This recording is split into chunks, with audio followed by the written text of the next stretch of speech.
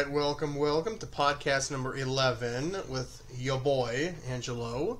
Now, obviously, you're probably wondering, where's the intro music, Angelo? I miss it. You have such dank suggestions in music. It's some of the best part of your podcast, and it really goes downhill after the music. So, and I don't disagree with that opinion. However, I thought, if I decide to keep doing these podcasts, ultimately any podcast that has that music may have to get pulled down. Even though I don't play much, I'd rather not get sued. So I thought, with this 11th one, we'd look up some royalty-free music together and see what we got. I got 4 clips up here, and so let's figure out which one sounds the best. So this one is called Jazzy Frenchy. Right off the bat, it sounds too happy. Yeah, this is too happy. I imagine this is a Disney or Pixar movie opening scene with a whole bunch of smiling people, happy families. Oh, I can see this definitely being a Pixar intro movie opening scene where there's a husband and a wife and 2 kids, 1 boy, 1 girl, and a dog. They're all smiling as they're eating breakfast in the morning. Then they all get ready to go. What are they doing? Are they going on a trip? Well, I don't know. Let's keep watching this movie. And then they all get into a car, which is probably a minivan of sorts. Again, everyone's kind of dancing, grooving. Everyone's still smiling, and the dog's tail is wagging. Oh, who is that? Is that your neighbor? Oh, the neighbor's waving to you, and it's a very sunny day. And where are they driving? Oh, it looks like they're going to a park. Oh, they're having a family picnic. Oh, how nice. Yeah, this is too damn happy-go-lucky for me. Sorry, Jazzy Frenchy, but not Angelo Grosso material. Alright, what's this one called? Ben Sound. Ben Sound? Ooh. Alright. Ooh, yeah, a little funk, a little R&B. Ooh. Sexy. Ooh, baby. Again, this would be good if I ever do that podcast I'm talking to Rebecca about where we field relationship questions, because I really feel like I could save most relationships.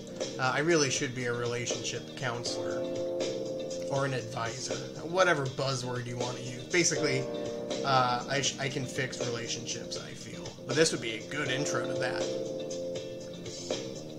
Now, I imagine me walking down the streets in a very outrageous, maybe what are those suits called from the 70s? Leisure suits? Oh, God, the Scarface type suits, the Miami Vice kind of suits. Anyway, I could see me wearing like a white suit with black trim. Maybe I have some pink sunglasses on, pink socks, some nice Italian loafers with a little gold in them. I'm pointing to people on the street, all women of course, and they're yelling, "Hey, Daddy," out the car. That sounds creepy. Why do guys like it when girls call him Daddy? Yeah, it's so strange. I like the song, but I don't think it's good for... Anyway, here's my podcast, but I dig it. Next. Alright, we got Dance Club. Again, a little too happy, a little too upbeat. I feel like this is the music to like a credit card commercial where it shows a bunch of good-looking 20-year-olds with their first credit card at the club buying each other drinks and things. So really, this song reminds me of student debt and early adult debt. Credit card debt, loan debt, you name it. Car loans, student loans. You get that first plastic surgery done. That debt. Oh yeah. Even the video showing nothing but young, good-looking young people dancing. I don't like these ideas. Pretty soon these kids will be listening to jazz music and smoking marijuana. I don't like it. Yeah, fuck this noise. Next. Alright, this is the last one. So far it's 0 for 3. This one is called... just called Modern Future Bass. Well, I like some future bass music. I'm more of a house guy myself. Let's see. Okay. Slow build. Ooh. Okay. Okay, I like the slow build. Oh, my heart's racing a little bit, people. I can't wait for this beat to drop.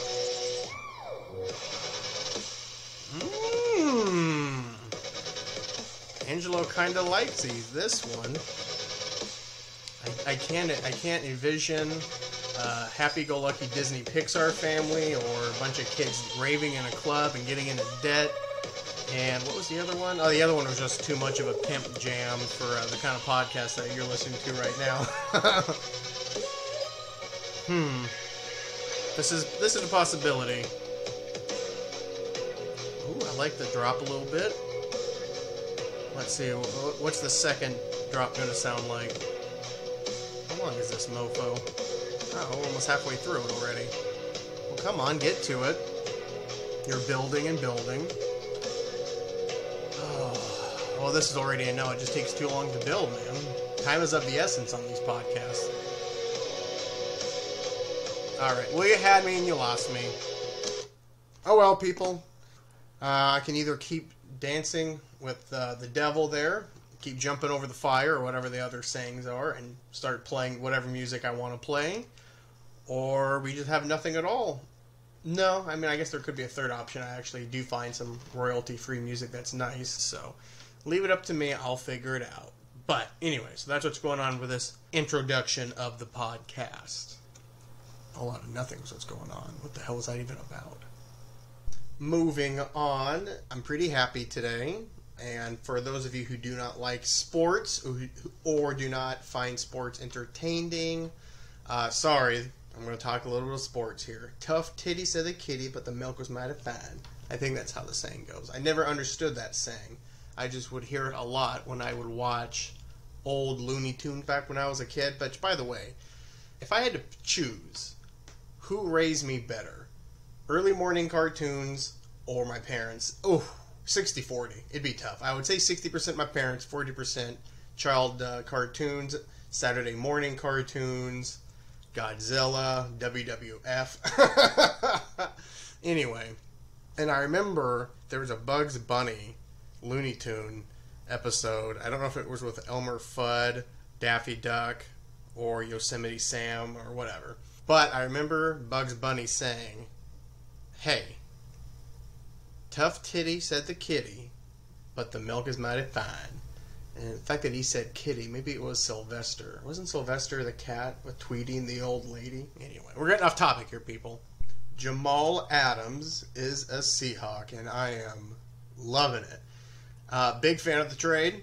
Yeah, we gave up 2 first-round picks, but fuck it. You know, the Seahawks always tend to pick later in the first round, and those players are really 70-30 bust prone. I mean, that's why we always traded down, because you just don't get quality prospects like you do when you're picking, say, in the top 15 or so. When you're picking 23 and below, it's really much more of a crapshoot. So I don't mind it. Losing Bradley McDougald kind of hurts. I was a fan of his. I know he was the guy who was asked to take on a heavy crown of the heir apparent to Cam Chancellor.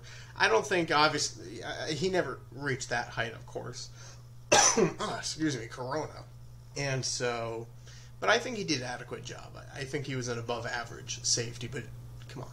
Jamal Adams, he's probably one in the top 5, top 7 overall defensive players in the NFL. I mean, the motherfucker can play in the secondary, both safety positions, mind you. He can play linebacker, and he is a pass rusher. I think the Jets use him as an edge rusher a few times, but mostly But if you're blitzing from the secondary and you get 6 sacks a season, get the fuck out of here, baby. And he is an all-pro, and he's 24 years old, and I think we probably won't have to re-sign him to a big contract until 2021, or that's what I heard on the radio. But I love it, baby. I love it. And now we cut some other jabronis. Now we got some more money available. Let's go sign Clowney, baby, and let's get this motherfucker rolling. I think if we get Clowney and now we got Adams, I think our pass rush would still probably need one more player, because we're going to be relying a lot on some unproven young talent there. But I don't want this to become a sports podcast, but I'm just super, super pumped about that trade. I think We did give up a lot, but it's worth it because, I mean, we really haven't had much production from our first-round picks or either our first picks in general in a long time. I mean, Jermaine Ifedi, he was here 4 years, so that's saying something, but he was one of the below-average offensive linemen. L.J. Collier barely played last year. We drafted Brooks, I think, this year, the linebacker. It's, obviously too early to tell. I mean, he looks good, but I didn't think we needed a linebacker that much, but what do I know? I'm only a, Madden player of the last 20 years. I don't think it's in 20 years. It's been a long time. But I do consistently win the Super Bowl when I'm in franchise mode. So you know what, Pete and John, maybe listen to me. Sign Clowney. Maybe sign Everson Griffin if he wants to, $5-6 mil. I think we got that in the bank. Tell KJ Wright I love you. I do love KJ Wright. He is one of my favorite players of the Super Bowl era. I'd ask him to take a pay cut because he's making a lot of money. We could probably use that money in a pass rush. I think our linebackers are good. I like that BBK from UW we drafted last year, and that Cody Barton looked all right. Shaq Griffin, a little early. But Shaq Griffin... Oh, wait, there's two Shaq Griffins. So, wait, there's Shaquille and Shaquem. Okay, well, I'm talking about the linebacker one, the one that has a club for in hand. That guy. Apparently he's going to be more of a pass rusher this year, which is cool. But anyway, I'm pretty excited. And the Seahawks are looking pretty dope on paper so far. But now let's move on to the black sheep of the Seattle sports franchises. We're talking about the motherfucking Mariners, who started the season 1-2. And that means that somehow, someway, we beat the Houston Astros, barely. We got slobber knockered the previous 2 nights, but it looks like it's going to be another long season. At least we're playing some young talent, which is always fun. I'm a baseball nerd. I've always said I would trade in the Seahawks Super Bowl win for a Mariners World Series. I would do that in a heartbeat. I grew up a Mariners fan, number one. Number two, I was a Sonics fan. I don't have my Sonics anymore, so then I moved on to the Seahawks, and I became a Seahawks fan when I was in high school during the middle of the Hasselbeck era, and Sean Alexander, Mike Holmgren. I think the second year I was watching them, we went to the Super Bowl, and were robbed by the Pittsburgh Steelers. And so I've been a fan ever since, but I've still been a Mariners fan that entire time. I check the box score every single day because I'm addicted to pain and misery. I mean, we are one of the worst sports franchises. I know the Cleveland Browns like to complain, but, I think we have a pretty good argument for being one of the most long-suffering fans in organized American sports. But I'm a huge fan of the Mariners still. I know I'm complaining, I'm bitching, but I'm a fan. I love going to games, I love getting hammered, going to the bullpen and talking to the players. Most of the time they talk to me, other times they ignore me, which I don't blame them. What else? I love the youth we're bringing up here. I like that we're playing them. I think we rushed some a little too quickly. Like, I wouldn't be playing the first baseman, that kid, forget his name.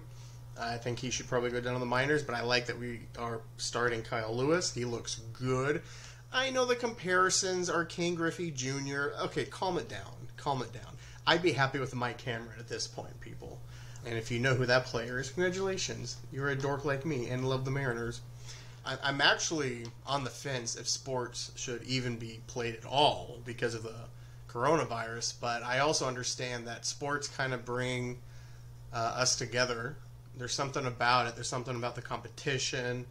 There's something about the entertainment, the stories.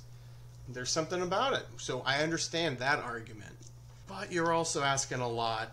You're asking these players to put their lives on the line a little bit more so. I mean, football is already a violent sport, and now you're adding the possibility or the risk of a deadly virus. Same thing with baseball. It's not a violent sport, but besides that, you're asking a lot. Okay, you're asking a lot. You're playing with fire, I think. I mean, just look what's going on in Miami right now with their baseball team, the Marlins. Their whole season is in jeopardy because so many players have tested positive for COVID, and now the teams that have been playing the Marlins have also have an uptick in COVID. So an entire baseball team season may be in jeopardy, and they're only playing 60 games, so I don't know if it's worth it. And that goes for all the sports. I know that we've had sports been playing this whole time. I understand that. I'm excited for Seattle sports, but I also feel bad that the players have to play, so, hey, I can't be that too happy, you know what I'm saying? Switching gears to a film and television. A show that I really like just got canceled. It's the Showtime show Kidding, that stars Jim Carrey, among others, but he obviously is the star. I love the show. He plays a Mr. Rogers type character, but of course present day. It's a comedy, drama. It's made by, who's that director? I think he did Eternal Sunshine of the Spotless Mind? Is that true? I could be talking shit here. You know, I bet I could just look it up here. But it's sad because they canceled it, and season 2 just ended a couple months ago, and I just finished it a couple nights ago. And God, there was one scene that just had me bawling. So because Jim Carrey plays a Mr. Rogers type character, there's a lot of puppets on the show. And the character that plays his sister, I think it's, who is her name? Catherine Keener. She's going through, well, I don't want to spoil it, but she's going through a marriage type situation. And so the show, the estate of his character's name is Mr. Pickles. So the Mr. Pickles estate loses some of the ability to use some of these puppets that you've seen for basically 2 full seasons, and he's boxing them up and they're singing and everything, and the puppets themselves are doing the singing, and I was just bawling because I remember, Lamb Chop and Barney and all those shows that I loved when I was an itsy-bitsy little Angelo and watching early morning cartoons, either at daycare or at home. But Michael Gondry, that's the guy. Now what the hell did... It's not Mike. I think it's Michel Gondry because he's French. Michel. Let's see. Yeah, he did do Eternal Sunshine. Man, why do I doubt myself? I know everything there is to know about movies, If you guys want to know what to watch, ask your boy. Leave a comment, text me, message me. I don't give a fuck. Let me know. Kidding is dank. However, it's only 2 seasons and they just canceled it. Whereas a lot of stupid shows, in my opinion, just keep getting picked up for season after season after season, like The Good Life and Modern Family and Schitt's Creek. Now, some of those shows are supposedly good. I've given all of those shows a trial. I couldn't get into them. Big Bang Theory, go fuck yourself. So, it sucks. But, again, it's a Showtime series. Probably not a lot of people are watching it. I think this is the second series that Jim Carrey has done that has not ended. He did that stand-up comedy show. I think he produced it, so he wasn't starring in it. I'm Dying Up Here. I think it had my boy Andrew Santino in it. Hilarious comedian, Andrew Santino. Check him out. But yeah, check out the TV show. Kidding. It's on Showtime. So if you get Showtime, give it a watch. What do you got to lose? There is some shows that have been off the air for a long, long, long time that I loved back in the day that I wouldn't mind rewatching. And it's not just shows I've watched. There's shows that I wanted to watch, I just have never had a chance, like The West Wing. Everyone has told me, Angelo, you would love The West Wing. And I'm like, yeah, but there's like 10 seasons, and each episode's like almost an hour. It's just, it's a lot to take in all at once. But The West Wing is on the list. Not Goodfellas. Close, Sopranos. No, I watched that show when it was new, but I was young. I probably should not have been watching it when it was on, because I was in middle school, I believe, or almost high school. I don't know. When was that show on? It doesn't matter. But I think I missed a season or 2, because you're a kid. You don't know what the hell's going on with The Sopranos and HBO, all that stuff. So, wouldn't mind rewatching that. Same thing with Twin Peaks. No, I watched Twin Peaks a couple of years ago, but since then there was a new season. Haven't seen the new season. I've heard mixed reviews on it, but I do kind of want to watch the whole series again. Battlestar Galactica, the newer one with Edgar... Is it Edgar Olmos? Is he the one that's in it? Edgar Olmos? Again, I saw that a couple of years ago, but it's been a little while. And it's... Again, I think I said a couple podcasts ago, up until The Expanse, which is a dank show on Prime, the Battlestar Galactica was my favorite kind of sci-fi space show. Yeah, Edward James Olmos, he was in it. Motherfucker, I can't doubt it myself. What other shows I kind of want to start watching again? Let me think here. Oh, The X-Files, duh. Now, The X-Files was legitimately a show that I loved when it was out, but it scared the bejesus out of me as a kid, obviously. I specifically remember 3 episodes that just haunted me and gave me nightmares, and probably shouldn't have seen it, but, you know, I had cool parents, so fuck it. The first one was the Freak Show episode. The second one that I remember seeing was, the gist of it was, there's this new housing being built on like an ancient burial ground or an Indian burial ground or, you know, some shit, some sacred land. I don't know if it was a Native American or what. And there's this one particular house that people just kept dying in. And it turns out there was some kind of mud muck monster living underneath the house that was some kind of spirit or some shit. And it would like kill people at night in the house. Oh, it was just horrifying. And then the third one I vaguely remember, because if you guys have ever seen the X-Files, there's like a shadowy government agency, you know, the Smoking Man. And they were following Mulder and Scully, which, by the way, if you didn't have a crush on either one of them growing up as a kid, I'm sorry, you had a shit childhood. And the episode had to do with this couple, husband and wife, that had been experimented on. Something was in their brain. And if they would go to... Now, again, people, this is probably 15 years ago, maybe even more, so I could be hazy on this. But I vaguely remember the husband and wife not being able to go in certain directions, or the thing in their brain would be excruciatingly painful, and they would be hitting their heads against the walls or the cars or whatnot. And unfortunately, the wife, her head explodes about the beginning of the episode, and then the husband is working with Mulder and Scully to try to figure out what the hell's going on. But it was so creepy seeing people just start banging their heads, and they don't want to. They don't have any control over it. It's like their body is rejecting itself. But anyway, that show fucked me up, but I loved it. Now, there was a couple shows that I hold in high esteem that I probably will never watch again, either because of the subject matter, or it was too emotionally draining, or I didn't like it how it ended, or it just kept going. You know, Game of Thrones is probably on there. That, I mean, again, it's a tired argument, but by now everyone pretty much agrees. The last season, 2 seasons really, were a big pile of shit. And Weeds just kept going. It should have stopped. Dexter, you should have stopped. And so, but then there's shows like Sons of Anarchy. One could argue maybe it went to season too long, but again, I loved Sons of Anarchy. Loved it. However, some of the most heart-wrenching, heartbreaking, just, I mean, like, anger tears that I let go in that show. God, Opie. And, anyway, I'm getting teary-eyed just thinking about it, because you get so attached to those characters, and some of them just get killed in horrible ways in that show. That show asked a lot of its viewers. The subject matter is pretty dark, and it's real violent. Damn good show, though. Damn good show.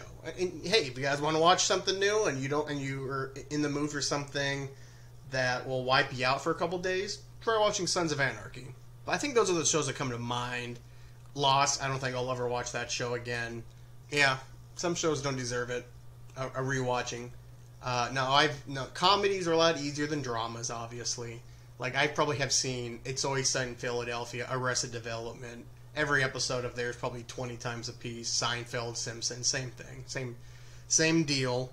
Anyway, going back to movies now. Rebecca and I haven't really been seeing a lot of movies lately. Their little movie adventure thing, I think, is not a hiatus, but we just haven't been watching as much. Now, after The Fifth Element, it was her turn. We watched A Walk to Remember. Now, I remember watching A Walk to Remember, so it's a little bit cheating on her part. However, I didn't remember probably 80% of the movie, so maybe I just saw the trailer a bunch of times, and I had such a crush on Mandy Moore back when that movie came out that maybe I just assumed I saw it. I mean, it's cheesy as all fuck. However, it was a pretty entertaining movie. A little sad. I laughed a couple times. I definitely cried. I think it's Nicholas Sparks. Isn't that the jabroni that wrote it? Let's see. I think so. A Walk to Remember. Boy, whatever happened to Shane West? That motherfucker disappeared. That's what, every time I cover a movie, I should pick up one actor or actress that had just disappeared. I did that a few podcasts ago. Okay, yep, Nicholas Sparks. Again, why do I doubt myself? Damn it. I know my shit, people. I know it. And I just always doubt myself. Anyway, I'm trying to think if we watched anything else. Walk to Remember is the last movie. Oh, we watched Palm Springs on Hulu. It was a very fun movie. Yeah, if you're going to nitpick it, there was a lot of plot holes and a lot of shit didn't make sense. But you know what? It was entertaining. It was funny. Andy Samberg, J.K. Simmons was good. Oh, who's the girl? She was from How I Met Your Mother, which, again, never saw the show. I tried. It was a big pile to me, but I understand people love it. It just wasn't for me. Kristen Milioti? I don't know. She was also in Wolf of Wall Street as his first wife. Peter Gallagher was pretty good in it, but he's always a decent actor. And the jabroni that plays Superman on the CW, apparently. I don't know why I know that. I don't watch it, but I know he's in it. And I know that he plays Superman. But Palm Springs, hilarious. There is one scene where they do a choreographed dance in a bar. I was dying. It was so fucking funny. I guess I could have said funny. I don't think I needed to say fucking funny, but you guys got to admit, I'm not cursing as much. So I think I should get a little bit of applause from all my listeners for that fact alone. Also, I'm not talking a lot of politics. I got some friends who are saying you should talk more politics. I think they're egging me on. Ultimately, if I want to do a political talk, I may just start another podcast with them, with other people, and we could just talk about whatever. But on this particular podcast, my viewpoint is this. Y'all are inundated with news enough as it is. If you are listening to this, which I have to question your sanity, if you're listening to these podcasts that I do, odds are you want to be entertained. Or you like to hear what I'm talking about, my opinion on things, whatever. And it's too easy for me to just go off the rails and start talking about politics. And I don't want to. I really don't want to. I think myself, I look at the news slightly too much. I drastically have cut down from years prior. But yeah, people, I think we can all agree.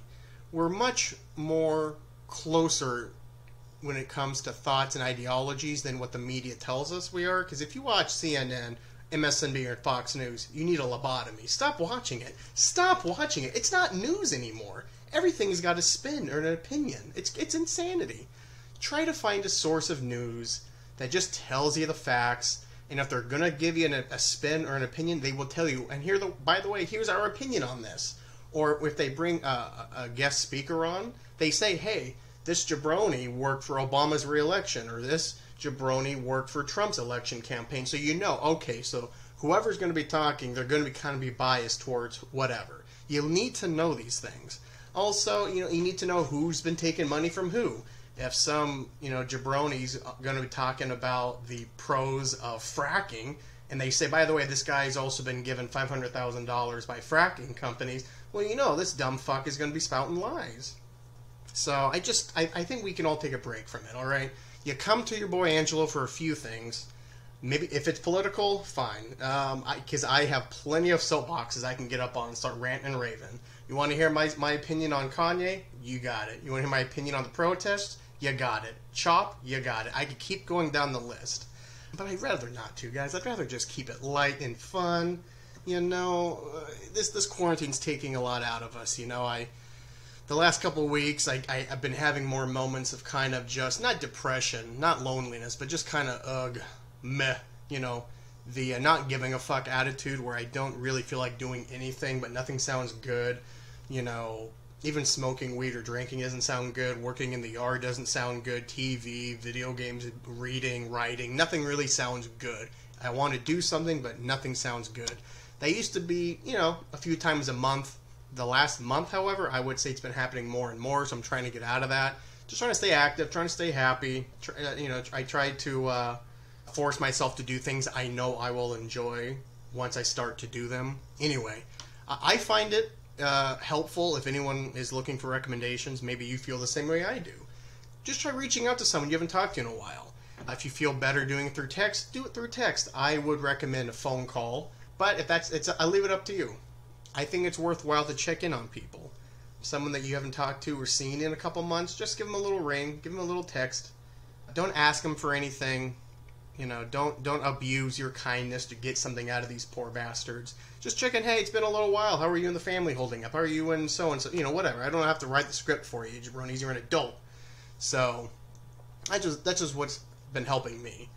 I really got to cool it on the online shopping. I tend to get a little stoned and buy shit online that I forget I buy, and I get a delivery.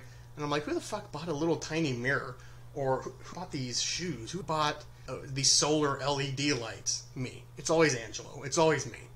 So I'm sort of leading myself sticky notes when I'm not stoned. Like, hey, asshole, do not buy anything past 9 p.m. And I leave it on my computer so I know what's going on. You know, you got to see what the future of yourself's going to do and stop them before they get too powerful and too crazy and within their own stoned power. I feel like I'm just rambling here. I'm not making a whole lot of coherent sense. So let's go back to my notes here. All right. Oh, by the way, this is on my little notepad that I have on my phone. So periodically I'll read about what I write. Movie idea. Oh, this is a good one. I remember talking to Rebecca about this. A movie idea. A raccoon and a possum meet in a garbage can, start eating, start talking to each other, start figuring, getting to know one another. And then as the nights progress, they keep meeting in these trash cans, and next thing you know, a little romance starts to bud. I mean, can you imagine a Pixar movie or Disney or DreamWorks, any kind of, CGI, kind of cartoony? But you know what? I take all that shit back. I would like this to be in the style of like the 90s cartoons, like Brave Little Toaster. Underrated flick, Land Before Time, that kind of art. But have it be a raccoon and a possum falling in love while meeting in a trash can. And maybe we could teach kids about prejudice, because maybe the possums don't like the raccoons, and maybe the raccoons think the possums are lazy. They can't find an animal to officiate the wedding because, well, what animal would be the religious animal? Let's see. A dove? Maybe? Are doves seen as religious animals to anybody else? Pigeons? For some reason I think of birds, certain types of birds, as being a religious animal. But because I'm a jabroni, let me look up here. Religious animals. That's so fucking stupid. No, I don't want to say sacred animals, because I know a lot of that shit is sacred to a lot of different cultures. Yeah, so I'm just getting sacred animals. So, you know what? In this movie, I'm going to say the religious, priest or minister or, official officiating the wedding would be a bird, and I would say it's either a dove or a pigeon. And they won't do it because they're different animals. You can't have possums and raccoons together. It's chaos in the streets. What's next? Dogs and cats? People, this movie writes itself. You could even call it, Animal Crossing would be nice, but you're just ripping off the video game, and there's not a lot of crossing into it. You can't really call it Animal Love because that sounds dirty. Let's see. Well, you know what, people? Send me your best ideas for the name of this movie. A possum and a raccoon falling in love and dealing with the trials and tribulations of the divide that creates in the animal kingdom. You would all have to be animals around the city, because possums and raccoons are in the city. That's why doves and pigeons make sense. So you would have to have other city-type animals, whether it be, maybe not foxes or badgers or anything. Definitely mice and rats. That's disgusting. Cockroaches and other insects. Maybe the occasional bird of prey, like a falcon or a hawk. Of course, there's cats and dogs. Maybe some snakes. Maybe an owl. God, I'm thinking a lot of rodents and birds. There's no real reptiles out there. What other animals are there? There's no ocean or lake animals. I don't know, people. We'd have to figure out where that's taking place and try to get the animals around the area. If it's in Seattle, you could do some sea life. But anyway, I'm getting off topic here. But that's, I think, a really good idea for a movie. A raccoon and a possum. And let's see, what else do I got here? Oh, I just start listing off some things that I like in movies. What kind of movies do I like? Dragons, baseball, dinosaurs, space, Flash Gordon storyline. Oh, I know what I was talking about here. Okay. If I had to design a movie based on things that make me go see a movie. So I'm a sucker for baseball movies, even though the mass majority of them are shitty. Yeah, you got your Bull Durhams. Yeah, you got The League of Their Own. Yeah, you got The Natural. I haven't seen the one where Ray Liotta walks out of the cornfield, the other Kevin Costner. Field of Dreams? I don't think I've seen that movie. I love dragons. There is that dragon movie with Christian Bale and Matthew McConaughey. Reign of Fire? Fuck yeah, check that movie out. Dragonheart? Fuck yeah, check that one out too. Let's see. Dinosaurs, of course. I mean, the last 3 Jurassic Park movies have been piles of shit, but I still see them because I love dinosaurs, What else? Space. Yeah, I'll give most movies a chance if it takes place in a spaceship or in a secret, or on a planet, or it deals with astronauts or something. I will usually give it a shot. So then I started to think, can you somehow combine dragons, baseball, dinosaurs, and space? And that's why I wrote Flash Gordon's storyline. Because if any of you don't know, Flash Gordon, I'm basing this off the movie. I don't know the early serial or the early TV shows or the comic books. I don't know any of that shit. I'm talking about the movie from the 70s, I believe. Was it from the 70s? Let me see. Queen did the soundtrack. Flash! Oh! 1980. I was close. Anyway, it tells the story of a high school quarterback. I think he's a high school. Maybe he's pro. You know, I'm not entirely sure. It just says he's a football player. So let's say he's from the NFL. He gets abducted and be sent to Mars, where he has to basically fight the space battle, and there's aliens and space wars and all that shit. So it got me thinking. I don't want to remake Flash Gordon, but if you would tell me you can make whatever movie you'd like with these following elements, I would say there's a baseball player. I think, who's the most famous baseball player right now? Bryce Harper, Mike Trout, Jose Altuve. Definitely not on the Mariner team. But really, you could pick any sport. So let's say, well, we can't pick LeBron James. That's too space jammy. Let me think. Who is a good... Okay, let's say Russell Wilson. Everyone knows who Russell Wilson is, even if you're not a football or a Seahawk fan. You know who Russell Wilson is. By the way, third child with Sierra, naming the kid that weird-ass name Win. It's fucked up, Russ. It's stupid. Why do rich people have to name their kids weird names? It's not just rich people. I guess I should clarify. It's like musicians, actors, athletes, you know, people that we put on a pedestal for whatever reason. You always got to name their kids weird shit. Anyway, I'm not a fan, Russ. What happened to Russell Jr.? You know what I'm saying? Anyway, so take Russell Wilson. Let's say he gets abducted and sent to Uranus. Or just pick a planet. Let's say Mars. It's always Mars. For whatever reason, people, it's always Mars.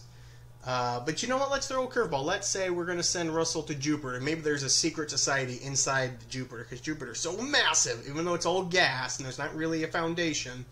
And there's constant storms that would just explode Earth. Let's just say, for whatever reason, there's a society of supernatural beings living in Mars, and there's dragons in Mars. Maybe they're like animals. So you have giant dragons and small dragons. And you have dinosaur people. And let's say the main villain is named... Oh, what would be a good dinosaur villain name? Oh, well, you'd have to take a real evil dinosaur that everybody would say is evil. T-Rex would be too cliche. Same thing with the Velociraptor. Thanks, Jurassic Park, for ruining those two dinosaurs. But I guess it doesn't really matter. You can just pick any dinosaur that looks menacing and give it a name like Turok, except that's a real thing. So maybe don't rip off the video game Turok, but that's where my mind went. And Russell Wilson has to have all these space battles with, maybe there's an uprising, or maybe they take Russell Wilson, oh, you're going to work in our mines. And he's like, fuck no. Well, he wouldn't swear because he's Russell Wilson. But you know what I'm saying? I want a Flash Gordon type movie with dragons and dinosaurs in space with an athlete being sent to a special planet. And it's just, I mean, again, people, the movie writes itself. I got two great movies on my docket. I got the Possum and Raccoon, and I have the athlete in space with dragons and dinosaurs. I really wish I had Oprah money. I could just make my own network channel, a la an HBO, and then just make whatever content I want happen. Hire the producers and the writers and get the shit going. Anyway, what else do I got written down on here? Oh, most of this. Oh, it looks like we're back into politics. I just said I don't want to talk about politics, but let me get it out of here. People are lining up for unemployment benefits, but the stock market is at an all-time high, so does this mean that America is great? I wrote that, obviously, because unemployment, they say, is in the teens, but let's face facts, it's in the 20%. And I do think the job market, it has a lot to do with what's going on with these protests. Yes, it's about police brutality. Yes, it's about Black Lives Matter, but I think it's also about the quarantine, how this administration fucked it up so bad, the response. Now, you could be a Trumper and listening to this podcast, and I can even tell you some of the merits of the Donald Trump presidency. He's done, you know, I'm not going to say a handful of things, it's less than that, but I could probably say 3 or 4 things maybe. I'd have to look again. But I do know that he's done a couple of things that I do support. But they get negated by the thousands and thousands of just horse shit and just flat out lies and treason that he's done. And you really have to blame him and his whole administration. Everyone is complicit, in my opinion, for how they just bungled this coronavirus response. But, I mean, there's so many things that are in these protests. And now that you got these fucking fascist border agents just taking people off the streets for no reason, a lot of them for no reason, some, you could argue the merits of them getting taken. If you're destroying a small business or throwing or burning someone's car or something and you get taken, I don't have a lot of tears for you. But, you know, if you're just spray painting on the side of a, you know, Starbucks and you're not really doing any damage besides spray painting, they grab you and they throw you in a fucking unmarked van and speed you off to God knows where. And by the way, the local government does not want you there. That's some shady 1984 type China, Russian fascist garbage. And you support that, I don't know, you're pretty comfortable with fascism in my opinion. Anyhow, stock market basically is what I'm trying to say. For whatever reason, people tend to hold the stock market as a measuring marker for how America is doing as a whole, how the economy is doing. And that's a load of shit. Now, I got money in the stock market because I have a 401ks, I got a couple investments. But I believe I can be labeled as upper middle class right now, or at least I'm on the edge of it. So it makes sense to people like me a little bit because I do have a little bit of money. But let's face facts. The stock market is for billionaires for the most part. Or if you're hundreds of millionaires. It's not made for 90-something% of people in this country. It's really not. It's for rich companies and rich people. Fuck it. And the Federal Reserve can go fuck itself too. Anyhow, I don't want to go on that. Well, I guess one more because that's what I have written down. I guarantee quarantine's going to last till the election so that we all do mail-in voting, which I'm all for. Yeah, I still hold true to that. I don't know why mail-in voting suddenly has become a political issue. It's duh to me. People say, oh, it's going to swing it towards the Democrats. Well, sorry, then that's where the country is. I don't know why politicians would want us to go into voting booths with the virus ravaging this country, and a lot of old people, that's the only way they vote. So I understand why you need to make voting easier, but mail-in voting, it's not fraudulent. It's the safe, easy way, and that way you don't need to leave your house. More people will vote, which is what we want. In a democracy, you want as many people voting as possible. And if that means Joe Biden wins by 70%, then so be it.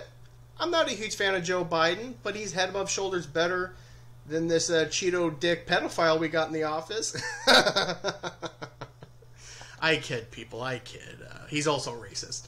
And so, I don't have a problem with it. I'm all for it. In fact, I don't know why every state doesn't have it. It tends to be the real red states that don't have it. I wonder why. And there's a reason why super red states are closing voting locations in predominantly urban or people of color areas. You know, the writing's on the wall. We've had enough of this shit, okay? Oh, boy. I think I've said all I had to say about all that. In closing, I like to talk about books. More specifically, what books am I reading and what books have I read this year so far in 2020, which we all can agree has been the shittiest year on record. It's quite possibly been the shittiest year in our lives.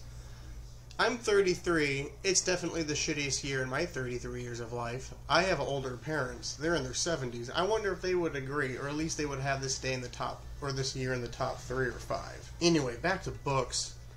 And I will include in this list books, graphic novels, and audiobooks. Because, you know, it's all the same. Kind of.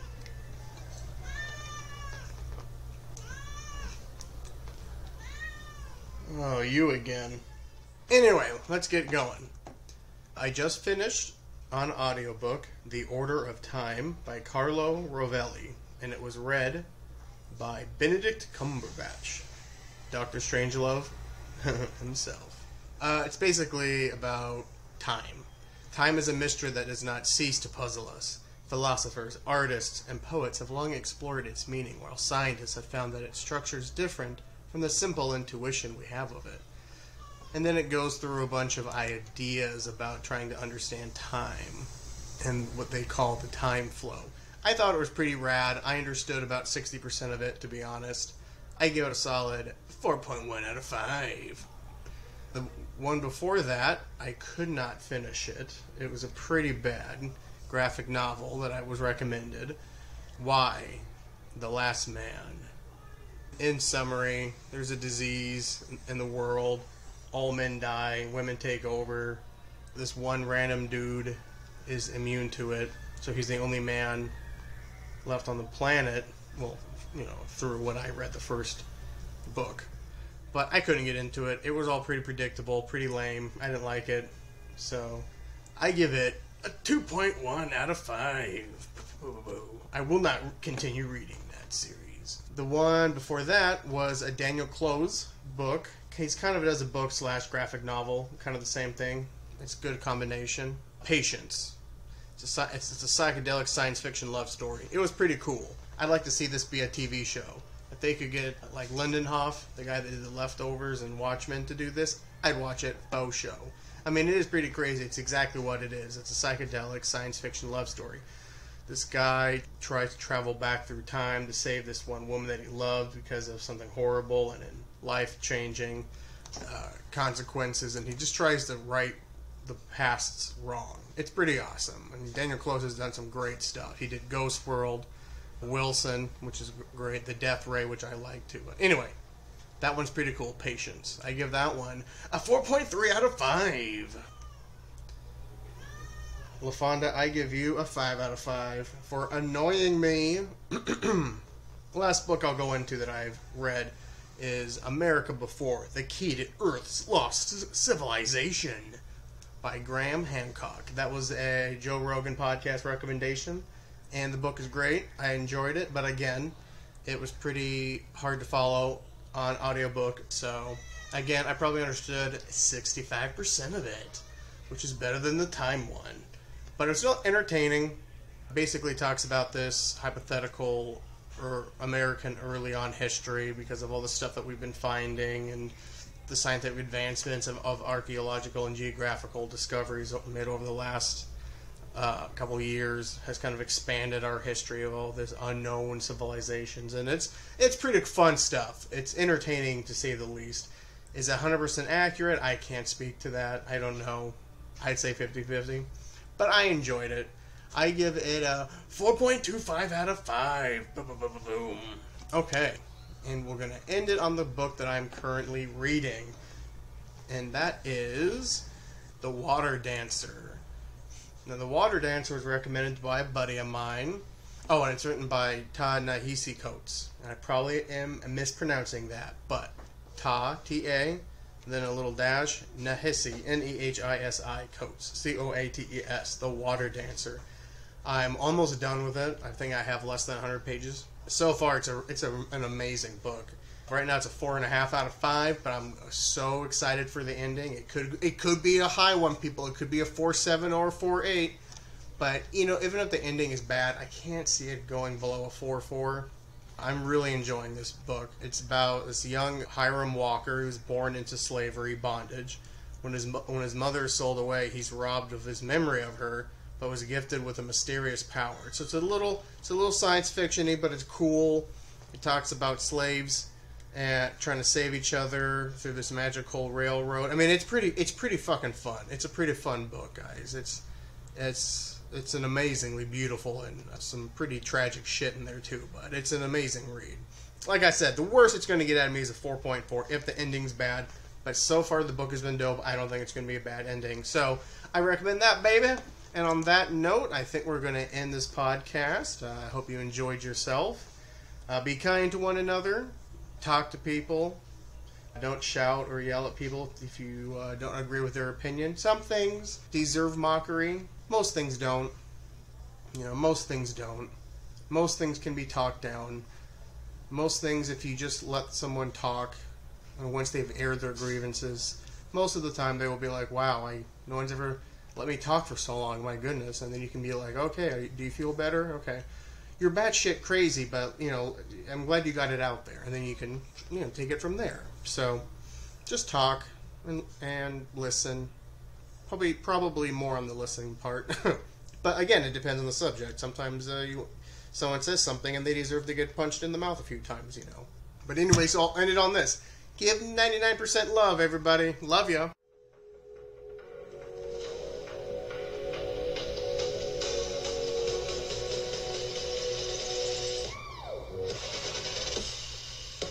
That drop is still dope. Not too bad, not too shabby. You know, it's for basic bitches, but I think that's what I am. Yours truly.